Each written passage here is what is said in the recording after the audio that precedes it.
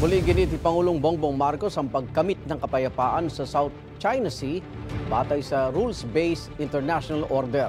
Sinabi ng Pangulo sa pulong sa Malacanang kasama mga kinatawan ng iba't ibang bansa. May unang balita si Darlene Kai. You do not possess any legal authority to patrol within the Philippines Exclusive Economic Zone. You are directed to depart immediately and notify us of your intentions. Over. Tagpo ito ng i-radio challenge ng BRP Teresa Magbanwa na isa sa pinakamalaking vessel ng Philippine Coast Guard, ang monster ship ng China Coast Guard na Vessel 5901.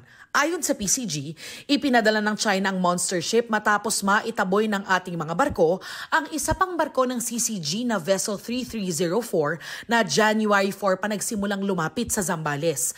Nasa 97 nautical miles mula sa baybay ng Zambales ang monster ship nang habulin ito ng BRP Teresa Magbanwa at pigilang makalapit pa. Lumalabas daw sa pag-aaral ng PCG sa satellite imagery at grid coordinates na layunin daw ng China Coast Guard na maging normal ang ganitong klase ng deployment sa itinuturing nilang 4th dash line sa 10 dash line na basihan ng pag-aangkin ng China sa West Philippine Sea. Ang 4th dash line ng China nasa 60 to 80 nautical miles mula Luzon. Kaya mahalaga raw na isiwalat ng PCG ang paglabag na ito ng China sa ating teritoryo para raw hindi maging normal ang kanilang iligal na paglalayag at pambubuli. Sinusubukan pa ng GMA Integrated News sa makuna ng reaksyon ng Chinese Embassy. Bago ibinunyag ng PCG ang nangyari, muling iginiit ni Pangulong Ferdinand Marcos Jr. ang paggamit ng kapayapaan batay sa rules-based international order. Sinabi niya yan sa harap ng mga kinatawan ng iba't ibang bansa, mga miyembro ng gabinete at iba pang opisyal ng gobyerno sa Von d'Honneur o tradisyonal na salo-salo sa Malacanang tuwing bagong taon at araw ng kalayaan. Kabilang sa mga dumalo, si Chinese Ambassador Wang Xilian. Our foreign policy has always been to encourage peace and to foster cooperation, whilst also ensuring that international law is faithfully complied with and permeates all facets of relations amongst nations.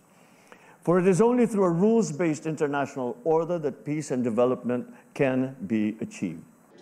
Ang ginatawa ng Santo Papa sa Pilipinas at di ng diplomatic corps na si Archbishop Charles Brown na nawagan din ng patuloy na pagsusulong sa kapayapaan. The antidote to this state of affairs is not easy, but it certainly involves on the part of all of us a recommitment to truthfulness, balance, and fairness in our statements, and to listening respectfully to the perspectives of people with whom we disagree. Ito ang unang balita. Darlene Kai para sa GMA Integrated News. Igan, mauna ka sa mga balita, mag-subscribe na sa GMA Integrated News sa YouTube para sa iba't ibang ulat sa ating bansa.